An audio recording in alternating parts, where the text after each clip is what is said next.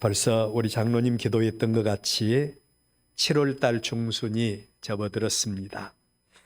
2025년 또 우리 교회가 열매 맺는 교회 되기를 원합니다.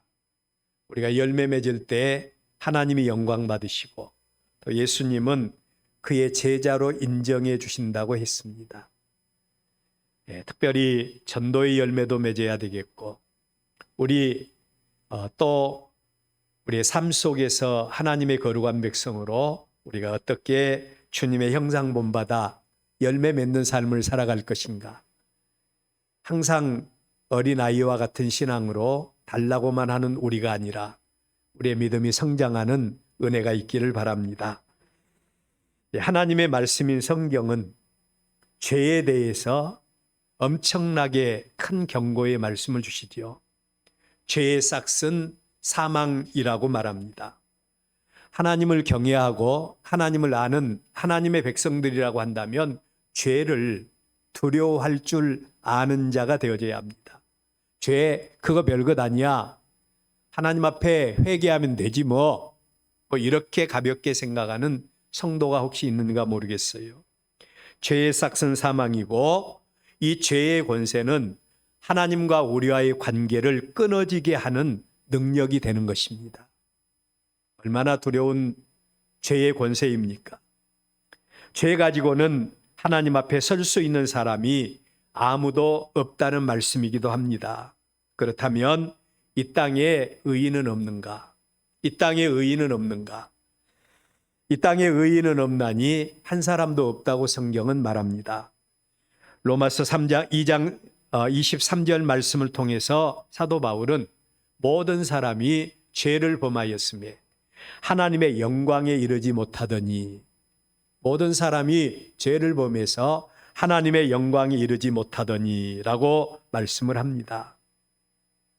이 땅에 사는 모든 사람들, 사람의 기준으로 볼 때 착한 사람, 선한 사람, 정직한 사람 할 것 없이 모두가 다 모든 사람들이 다 하나님의 심판과 하나님의 영원한 멸망 가운데 놓여 있다라고 말합니다.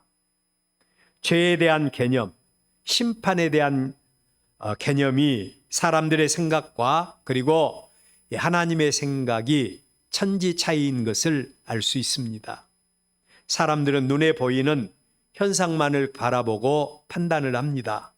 그래서 선한 사람, 착한 사람에 대한 개념도 눈에 보이는 것과 나타나는 결과만을 가지고 판단하려고 하는 경향성들이 참 많습니다. 어떤 목사님이 설교를 하면서 이런 말을 하는 걸 공감을 했어요. 여러분, 눈에 드러나게 악한 사람, 눈에 드러나게 고약한 사람이 하나님의 은혜의 보좌 앞에 더 가까이 나갈 수 있겠습니까? 아니면 착한 사람, 선한 사람이 더 하나님 앞에 가까이 나갈 수가 있겠습니까? 때로 선한 사람들은 착각을 일으킬 수가 있다는 겁니다. 내가 이렇게 선한데, 이렇게 착한데, 그러면서 우리는 하나님과의 사이에 혼돈을 일으킬 수 있는 그런 가능성이 많다. 그러나 악한 사람, 표독한 사람, 이런 사람들은 변화받고 하나님의 거룩한 백성이 되면 과거와 현재가 확실하게 차이가 난다는 거예요. 그래서 오히려 선한 사람, 착한 사람은 더 자신에 대한 경각심을 가져야 된다. 그런 이야기를 하는 걸 들었습니다. 거룩하신 하나님 앞에서는 사람들의 어떤 기준도 통하지 않습니다. 왜냐하면 하나님은 흠도 없고 티도 없으신 하나님이시죠. 그 하나님 앞에 의로운 사람이 누가 있겠습니까? 하나님 앞에 선 우리의 모습을 바라볼 때 전적인 무능력일 수밖에 없는 모습이 우리의 모습이지요. 자, 여러분, 이렇게 우리는 하나님 앞에서 소망이 없는 자들입니다. 그런데 놀라운 사실이 있어요. 그 놀라운 사실은 이처럼 죄로 인해서 소망이 없고 영원한 심판과 멸망 가운데 있는 사람들을 하나님이 사랑하셨다는 겁니다. 저와 여러분을 하나님이 사랑하셨습니다. 자, 여러분, 하나님께서 그의 절대 조건적인 은혜로 세상을 사랑하셔서 우리에게 구원의 길을 열어주시기로 작정을 하셨다는 거예요. 하나님의 이 작정이 없을 때 이 땅에 사는 모든 사람들은 오직 한 길밖에 갈 수가 없는 자들이었습니다. 우리는 넓은 길로 가다가 심판받고 영원한 지옥 형벌 받을 우리들이었어요. 그런데 하나님께서 또 다른 길을 하나님이 준비하셨다는 거예요. 또 다른 길, 구원의 길을 하나님께서 열어주시기로 작정을 하셨다는 겁니다. 그런데 여기서 중요한 사실은 아무리 하나님이라고 해도 아무런 대가도 없이 우리를 죄와 사망에서 구원하실 수는 없다는 거예요. 반드시 하나님은 합당한 희생과 합당한 대가를 통해서만 우리를 위한 구원의 길을 열어놓으실 수가 있는 것입니다. 이러한 모습을 성경은 하나님의 공의라고 말합니다. 공의로우신 하나님, 한 번 입술로 발하신 하나님의 말씀은 영원히 변개치 아니하시는 그런 하나님의 공의입니다. 그 희생의 대가가 바로 하나님이 사람이 되시는 것이었어요. 저와 여러분을 사랑하셔서 우리에게 인생의 또 다른 길을 열어주시기 위해서 하나님께서 사람이 되시는 것이었습니다. 친히 하나님이 사람들의 죄를 대신해서 죽어주시는 것, 우리를 위한 구원의 길을 여시기 위한 하나님의 구원의 조건입니다. 우리의 믿음도 마찬가지입니다. 하나님이 다 이루어 놓으셨다고 해서 무조건 우리가 믿음으로 구원에 이르는 능력이 주어진 것이 아니라는 거예요. 자, 우리의 믿음에도 반드시 대가를 지불해야 된다는 겁니다. 첫째로 우리가 하나님을 믿는 하나님의 거룩한 백성으로 내가 누구인가를 잘 알아야 돼요. 하나님의 사랑을 받기 전에 내가 누구인가, 나 자신에 대해서 잘 알아야 된다. 그리고 두 번째로는 하나님의 사랑이 어떤 것인가를 우리는 알아야 합니다. 하나님의 사랑이 어떤 것이다. 하나님이 세상을 사랑하셔서, 하나님이 나와 그리고 여러분을 사랑하셔서 하나님의 어떤 역사를 행하셨는가, 하나님의 사랑이 어떤 것인가를 알고, 세 번째로는 그 은혜에 이르기 위해서 어떻게 해야 될까? 나의 옛사람이 죽어야 된다는 겁니다. 나의 옛사람이 죽고, 그리고 하나님의 사랑과 하나님의 구원과 하나님의 생명을 받아들이는 겁니다. 이게 바로 구원에 이르는 믿음이에요. 뿐만 아니라 하나님의 사랑을 알고 감사하면서 이제는 하나님의 뜻, 내 뜻이 아니라 하나님의 뜻을 이루어 드리는 삶의 열매를 맺어야 된다. 이게 바로 우리 그리스도인들의 삶의 모습이어야 합니다.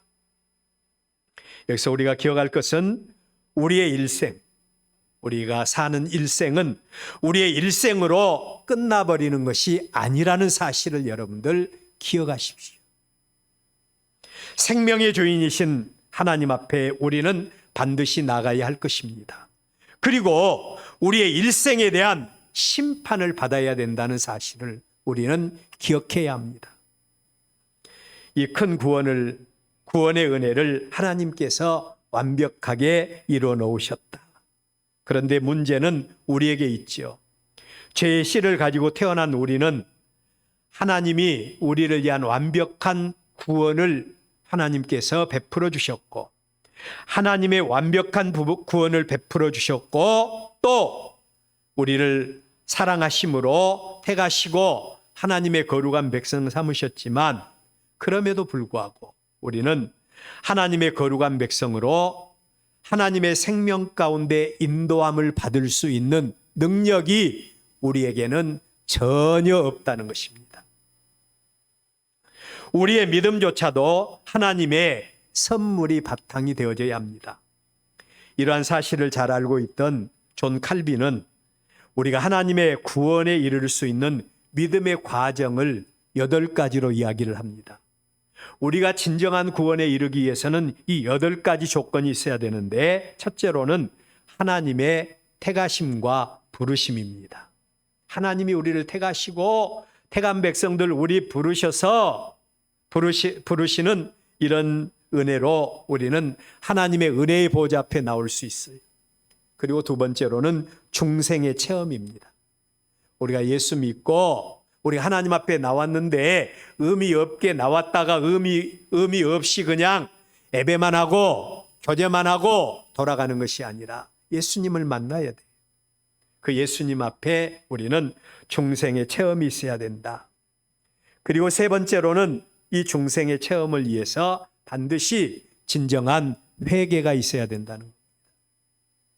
진정한 회개가 있어야 돼요. 이전의 나의 모습과 그리고 또한 예수 그리스도 안에서 죄 사함 받은 나의 모습과 그리고 또 하나님의 거룩한 백성인 내가 누구인가를 알아야 합니다. 이게 바로 우리의 믿음이에요.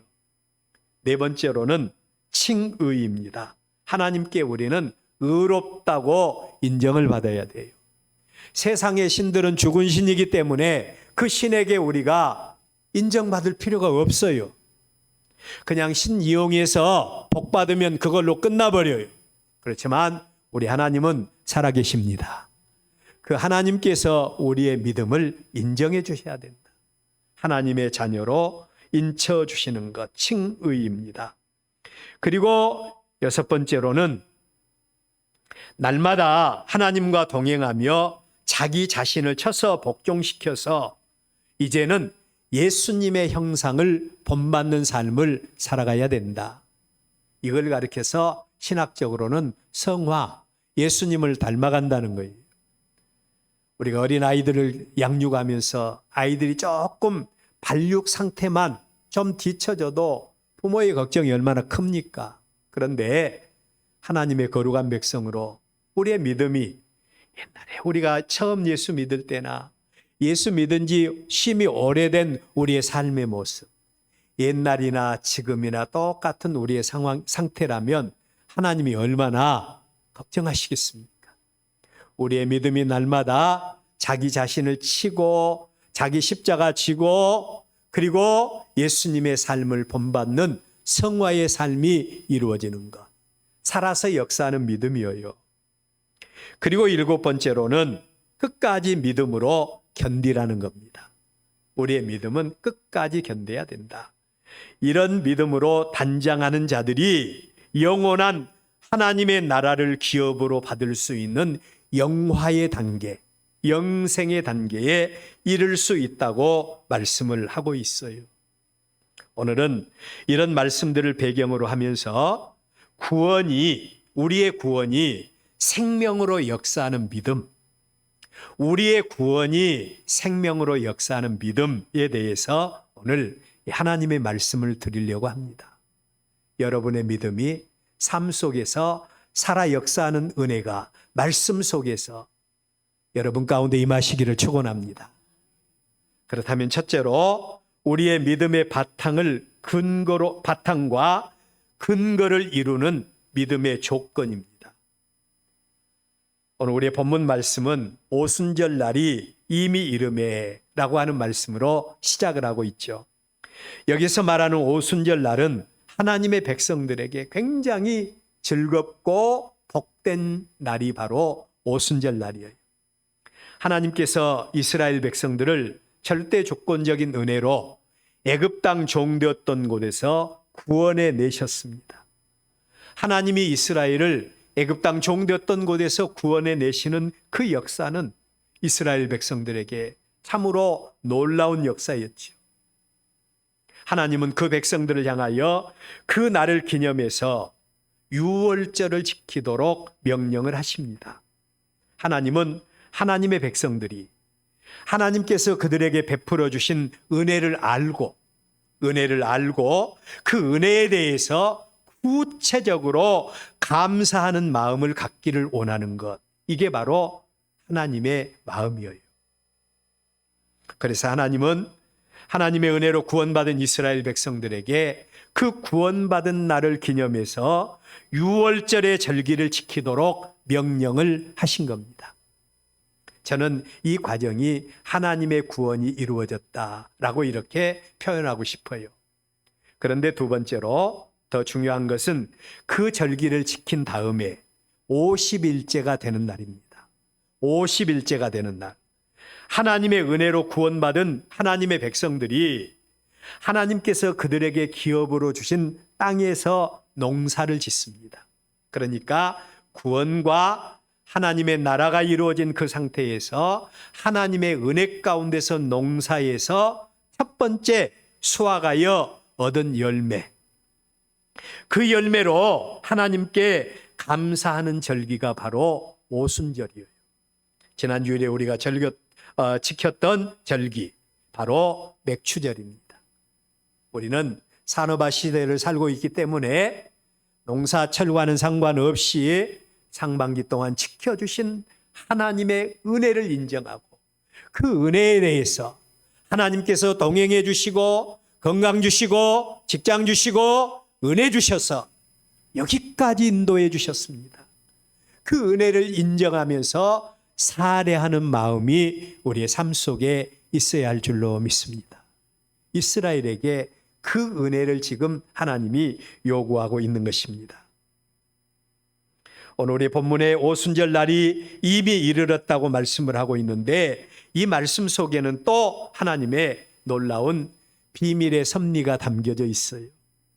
겉으로 드러나는 모습, 나타나는 모습으로는 이 날에 이스라엘에 속한 모든 사람들이 하나님 앞에 받은 은혜를 기리기 위해서 예루살렘 하나님의 도성, 하나님이 만나주시는 그곳에서 모이는 날입니다.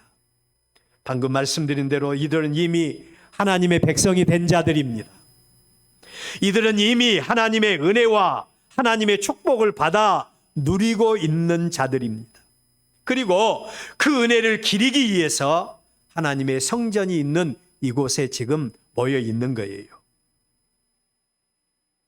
하나님께서 그들에게 오순절을 지키라고 요구하신 이유는 계속해서 그들에게 또 다른 은혜와 또 다른 복을 부어주시기 위해서, 하나님이 그들의 하나님이 되어주시기 위해서 오순절을 지키도록 명하신 거예요.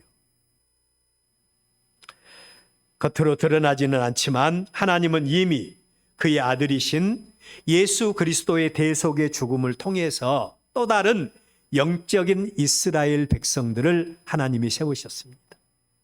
주 예수를 믿으라. 그리하면 너와 내 집이 구원을 얻으리라고 하셨어요. 영접하는 자에게 하나님의 자녀가 되는 권세를 하나님이 주신 겁니다. 이들이 바로 영적인 이스라엘입니다.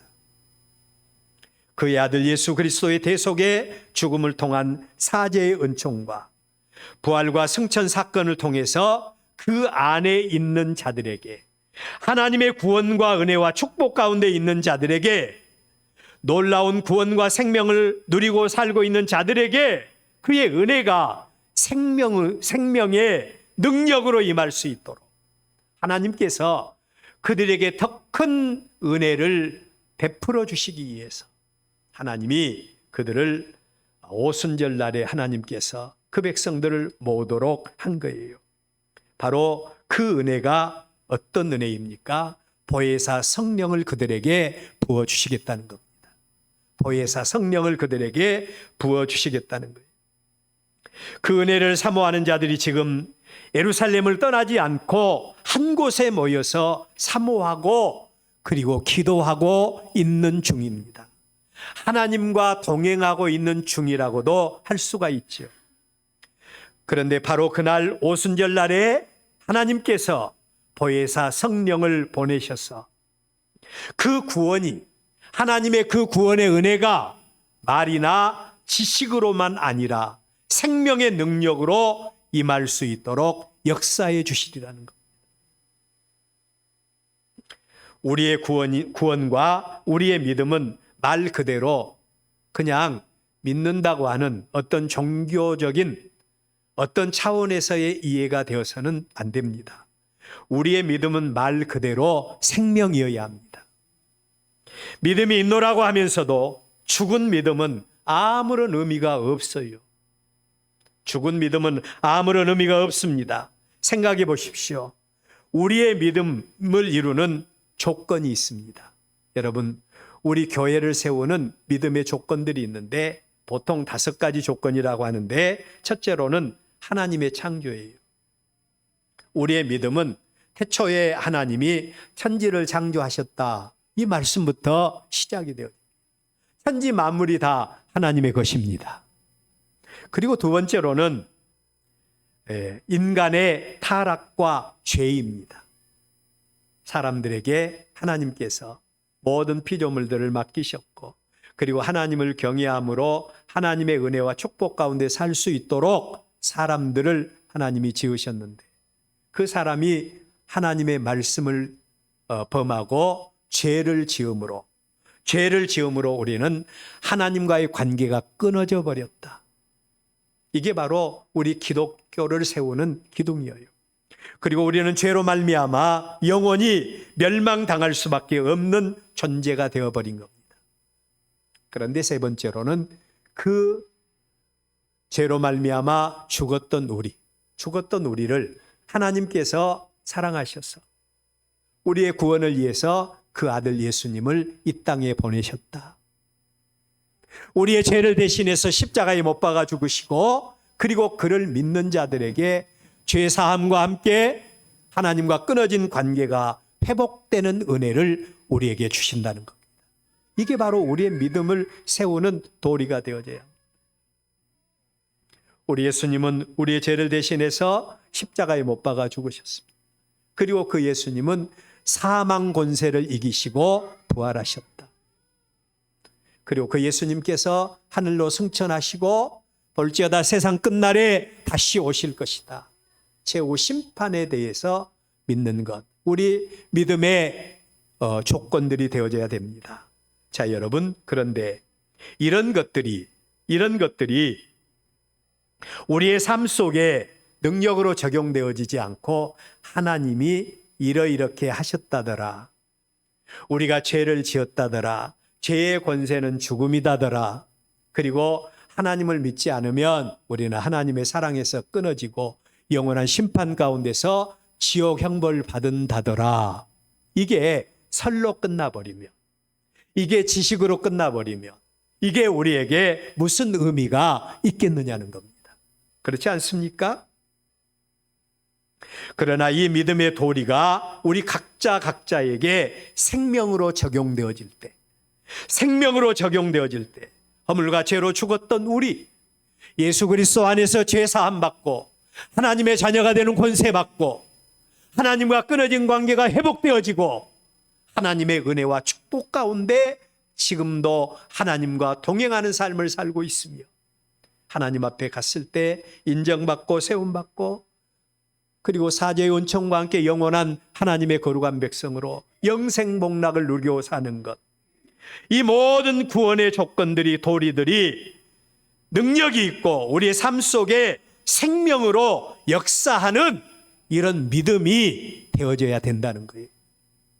이런 믿음이 되어져요. 우리의 이 믿음이 능력이 있기 위해서, 우리의 이 믿음이 살아서 역사하는 믿음이 되기 위해서 가장 중요한 조건이 있다면 그것은 바로 하나님이 우리에게 약속하신 것입니다. 예수님이 우리의 구원을 위해서 완성하시고 승천하신 다음에 우리에게 약속하신 것이 있죠. 보혜사 성령. 보혜사 성령을 우리에게 보낼 것이다. 하나님의 성령이 우리에게 임하시고 하나님의 성령이 우리에게 역사해 주셔야 우리의 믿음은 생명으로 역사를 할 수가 있다는 겁니다.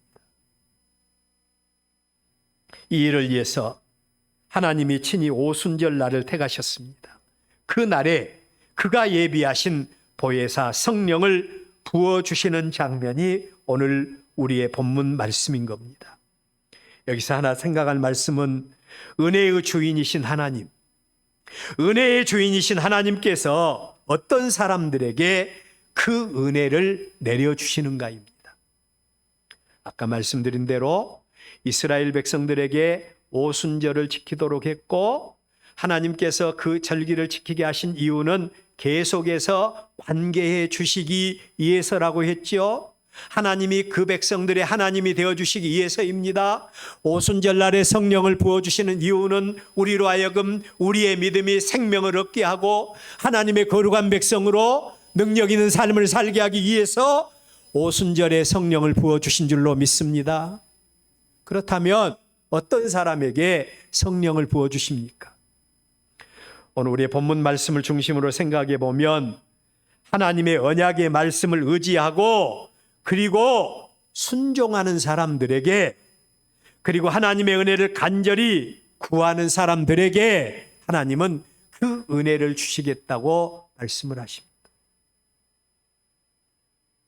예수님의 제자들에게 있어서 예루살렘은 유쾌한 곳이 아닙니다. 예루살렘에서 예수님의 제자들은 그 선생님이 십자가에 못 박아 죽는 사건을 목격을 합니다. 예루살렘에서 예수님의 제자들은 예수님 때문에 그들이 당할 불이익을 생각하면서 도저히 낯을 들고 다닐 수가 없어요. 그래서 하루빨리 예루살렘을 떠나야 되겠다, 이런 마음을 그들은 가지고 있었을 것입니다. 그런데 우리 예수님께서 뭐라고 말씀하셨어요? 예루살렘을 떠나지 말라는 겁니다.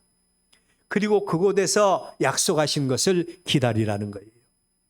여러분이라면 어떻게 하겠습니까? 보통 때는 우리가 하나님의 말씀대로 순종할 수 있어요. 예, 그렇게 하겠습니다. 그렇지만 우리의 생명과 관계가 되어지고 어떤 우리의 이권과 관계가 되어졌을 때 우리는 얼마나 하나님의 말씀대로 순종하는 삶을 삽니까? 예수님의 제자들은 생명이 걸려 있는 이런 환경 속에서도 순종합니다. 순종이 있는 곳에 하나님의 은혜가 있습니다. 저는 우리 엘베델 교회 모든 성도들이 하나님의 말씀을 듣는데 그치지 않고 하나님의 말씀에 순종하는 은혜가 있기를 바랍니다. 두 번째로는 사모하는 열정이 있는 곳에 하나님의 은혜가 있습니다. 오늘 예수님의 제자들 예루살렘을 떠나지 않고 함께 모여서 언약의 말씀을 중심으로 함께 모여서 사모하며 기도하는 장면을 볼 수가 있습니다. 하나님은 사모하는 영혼을 만족해 하십니다. 말세가 되어 갈수록 사람들이 사모하는 열정이 식어진다고 했습니다. 너희는 먼저 그의 나라와 그의 의를 구하라고 했음에도 불구하고 우리는 그 나라와 그의 의를 구하는 것보다는 우리는 늘 사모하는 열정이, 하나님을 바라보는 열정이 우리의 형편과 처지보다도 뒤처질 때가 얼마나 많이 있습니까? 믿음이 있노라고 하면서도 능력이 없는 믿음, 믿음이 있노라고 하면서도 생명이 없는 믿음은 우리에게 아무것도 아니다. 골리앗이라고 하는 대장군 앞에 사울 왕이 서 있습니다. 그리고 또 이스라엘의 군대가 서 있습니다.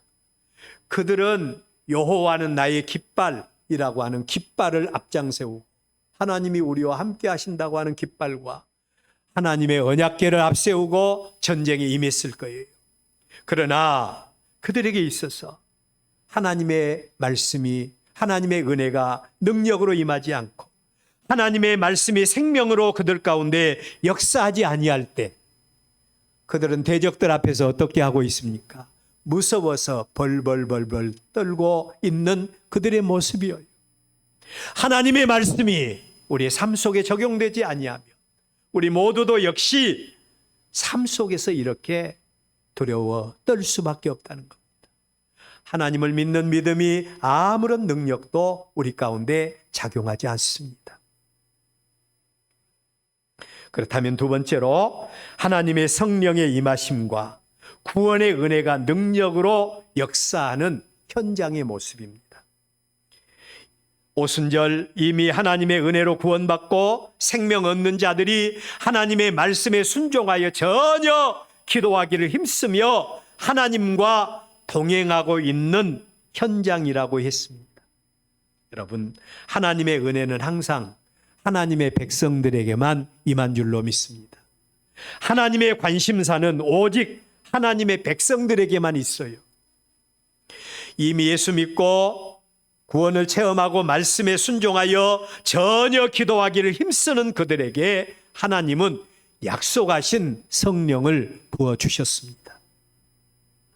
하나님의 성령은 그의 백성들의 의지와는 상관없이 하나님의 조건적인 역사로 부어주는 은혜였죠. 오늘 우리의 본문 2절에 보면 호련히 사람들의 어떤 의지와는 상관없이 호련히 하늘로부터 급하고 강한 바람 같은 소리가 있어 그들이 앉은 온 집에 가득하여 하나님의 절대 조건적인 역사로 그의 성령을 하나님이 부어주셨습니다. 그렇다면 하나님의 성령이 임하는 현장, 하나님의 성령이 임하는 현장입니다. 같은 하나님의 은혜를 받고 같은 하나님의 거룩한 백성으로 살아가는 자들 가운데서도 하나님의 성령이 임하니까 이런 역사가 일어났다. 어떤 변화의 역사가 일어납니까? 첫째로는 그 성령이 임하는 현장에 변화의 역사가 일어납니다. 그들이 다 성령의 충만함을 받고 성령이 말하게 하심 따라 다른 언어들로 말하기를 시작했다라고 말합니다. 하나님의 성령이 임하기 전에 제자들의 모습은 세상을 향한 두려움과 세상을 향한 염려로 가득 차 있었습니다.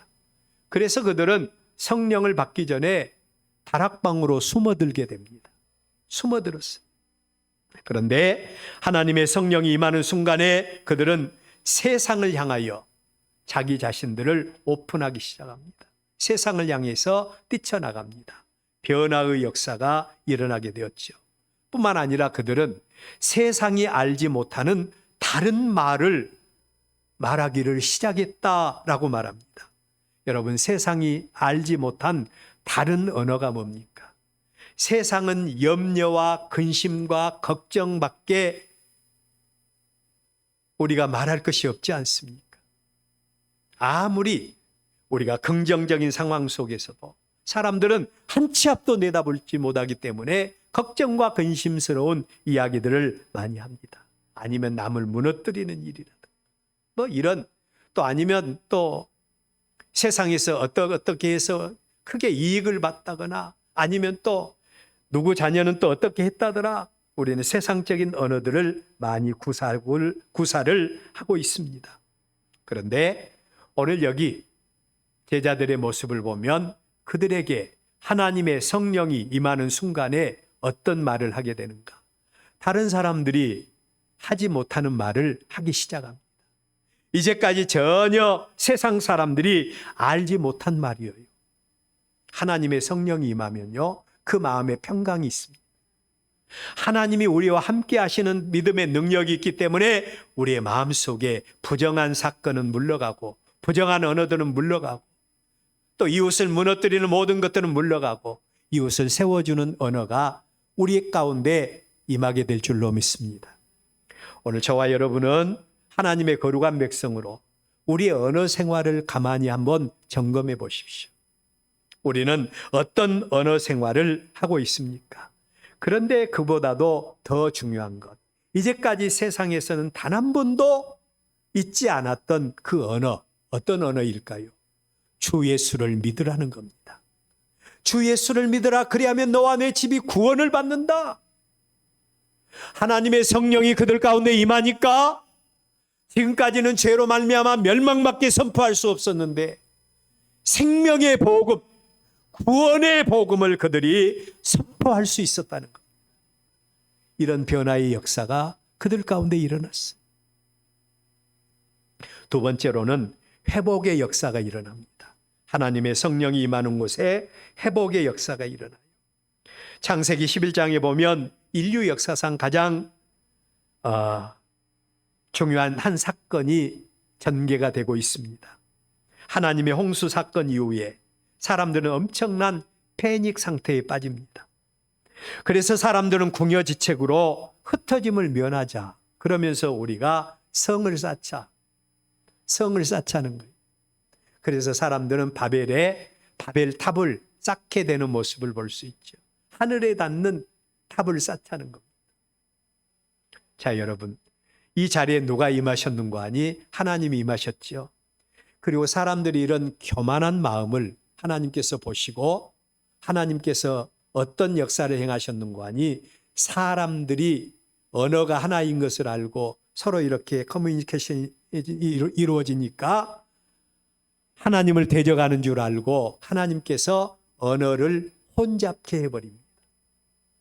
사람들이 각각이 언어가 달라버리니까 서로 관계가 이루어질 수 없지 않습니까? 그래서 그들은 뿔뿔이 흩어져 버리고 말았어요. 여러분, 이 세상에 얼마나 다양한 사람들이 얼마나 많은 그들만의 언어를 가지고 있습니까? 교통이 되지 않는 거예요. 그런데 놀라운 사건이 일어났습니다. 하나님의 성령이 임하는 그 현장이에요. 놀라운 사건이 일어났는데 그게 바로 바벨탑 사건 이후로 단 한 번도 일어나지 않던 사건, 혼란스러웠던 언어가 하나로 통일되는 역사가 일어나는 것입니다. 여러분 아세요? 하나님께서 흩어버린 것들, 하나님께서 행하신 일은 하나님이 해결해 주셔야만 해결받을 수가 있습니다. 하나님께서 하나님의 성령이 임하니까 모든 사람들이 공통적으로 받을 수 있는 그 언어의 회복이 이루어지는 현장을 볼 수가 있습니다. 하나님은 예수 그리스도의 생명의 복음을 통해서 이 세상을 회복하기를 원하십니다. 세 번째로 보혜사 성령이 임하시는 현장은 눈에 보이는 사람보다 하나님이 더 선명하게 보이는 영적인 안목이 열리는 것입니다. 여러분, 사도행전 4장 18절로 19절 말씀을 보면 베드로와 요한이 대제사장과 바리새인들에 의해서 도무지 예수의 이름으로 말하지도 말고 가르치지도 말라 경고하는 장면을 보게 됩니다. 이런 사람들에게 베드로와 요한이 대답하여 이르되 하나님 앞에서 너희 말을 듣는 것이 하나님의 말씀을 듣는 것보다 옳은가 판단해 봐라. 이전에 베드로와 요한은 예수님 때문에 어떤 불이익을 당할까 전전긍긍했어요. 한 비자 앞에서도 예수님을 모른다고 3번이나 부인했습니다. 성령이 임하였어요. 그랬더니 그들의 생명의 결정적인 작용을 할 수 있는 사내들인 공회 앞에서도 담대했습니다. 우리가 사람의 말을 듣는 것이 옳은가? 하나님의 말씀을 듣는 것이 옳은가? 판단해 보라는 거예요. 성령이 임하니까 눈에 보이는 사람보다도 하나님이 더 선명하게 보이는 영적인 안목이 열리게 된 겁니다. 네 번째로는 상상을 초월한 은혜도 동반이 됩니다. 사도행전 3장에 보면 나면서부터 안진뱅이 된 사람을 베드로와 요한이 예수 그리스도의 이름으로 고쳐주는 장면이 나옵니다. 예수 그리스도의 복음이 말로만 아니라 능력으로 역사하는 장면, 하나님의 성령이 임하는 곳에 나타나는 역사들인 줄로 믿습니다. 우리의 믿음이 능력으로 나타나기 위해서, 우리의 믿음이 능력으로 나타나기 위해서 꼭 필요한 조건이 성령 충만함을 받는 것입니다. 하나님의 성령은 하나님의 영입니다. 성령 충만은 예수 그리스도의 구원의 은혜와 하나님의 역사가 우리의 삶 속에 생명과 능력으로 역사할 수 있도록 생명을 공급하시는 영이십니다. 이 은혜가 있어야 우리의 전 인격과 우리의 전 삶 속에 하나님의 구원과 하나님의 은혜가 실상을 통해서 능력으로 나타날 수가 있는 것입니다.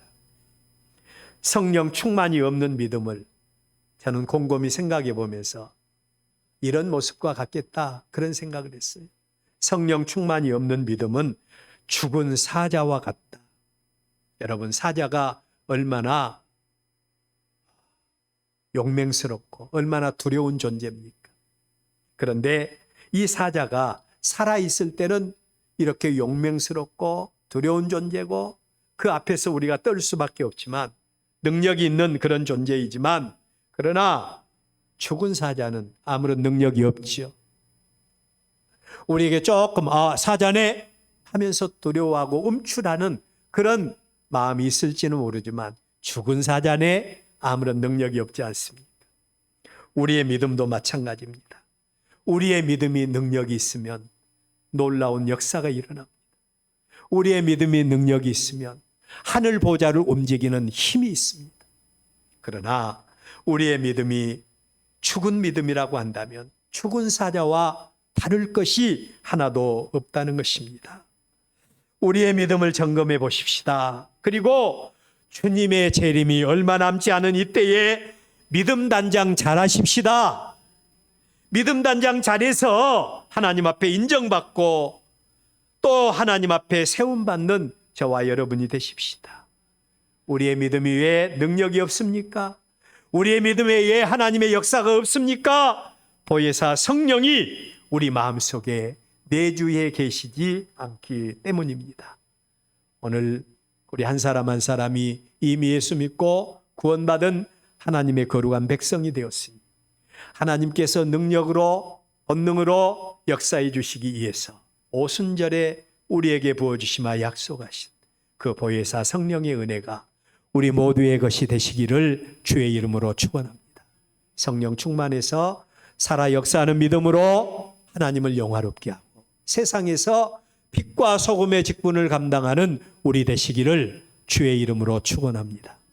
기도하겠습니다.